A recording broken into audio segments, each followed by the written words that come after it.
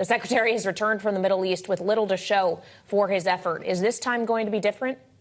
Well, I think in diplomatic terms, Kailey, we are within striking distance of the end zone. The question, though, is, as a recovering diplomat, you know that those last few yards are the most difficult. They're the most treacherous when it comes to the potential that Hamas, or for that matter, Israel or some other actor, could throw a wrench into it. So you've got Secretary Blinken doing the old-fashioned shuttle diplomacy between capitals in the region, trying to find where common ground and pressure can be applied.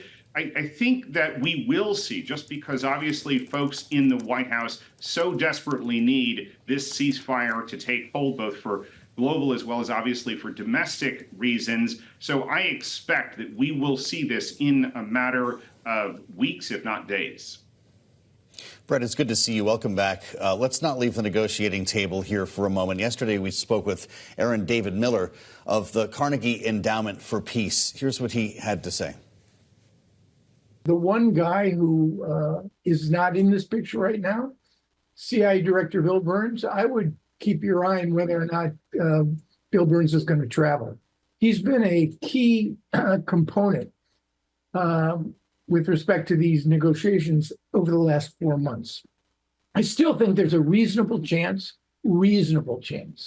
that you can see a deal. Brett, do they need the CIA director again at the table? And who else needs to be there to push this across the finish line? You know, Joe, this is an interesting feature of Biden diplomacy because he appointed this veteran diplomat to the leadership at Langley. And Bill Burns, as Aaron says there, has played a role, not just in the Middle East, in China, in Russia. And in some ways, he comes equipped with those intelligence files, with the dirt on some of these folks involved, and the ability to add additional pressure. So you are going to see a full diplomatic, intelligence, even defense push on this to try and box in both Hamas, our Arab allies, as well as the Israelis. I think the most difficult piece of this puzzle is Benjamin Netanyahu, who has proven once again today with his statements on Rafah that he is willing to throw caution to the wind. Well, it's an excellent point on Benjamin Netanyahu, who also may be potentially, according to reports that we have seen, about to be hit with an arrest warrant from the International Criminal Court, along with other Israeli officials. The U.S. is pushing against that. Mike Johnson apparently spoke with the Secretary of State today to weigh in on the ICC issue. Brett, how serious is this? Do you think the ICC will back off this effort at the urging of the U.S. and other allies in the name of trying to protect a ceasefire deal? Well, Kailey, I have to say it's not helpful, especially as we are trying to work out these negotiations.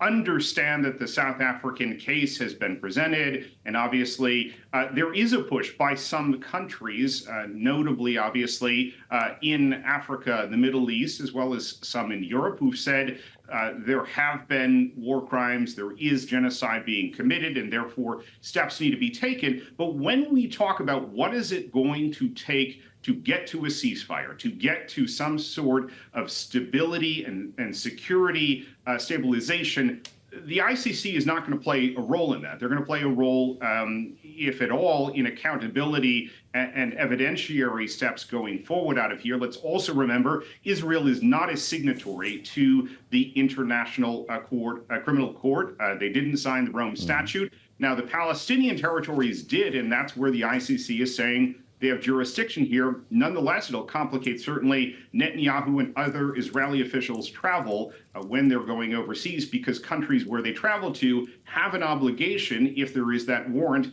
to take action. Brett, the conventional wisdom here appears to be, as we continue to hear on this program, that Israel is eyeing a new front to the north that, in fact, will engage Hezbollah at some point in Lebanon. In that scenario, if you believe that happens, is a ceasefire durable, never mind normalization with Saudi Arabia? Well, I would say, one, Israel would see these as separate issues. That is, they don't currently have ceasefire negotiations with Hezbollah. So the ceasefire would apply to Hamas, to the Gaza territory only. Obviously, you have an element of Iran involved with both Hamas and Hezbollah.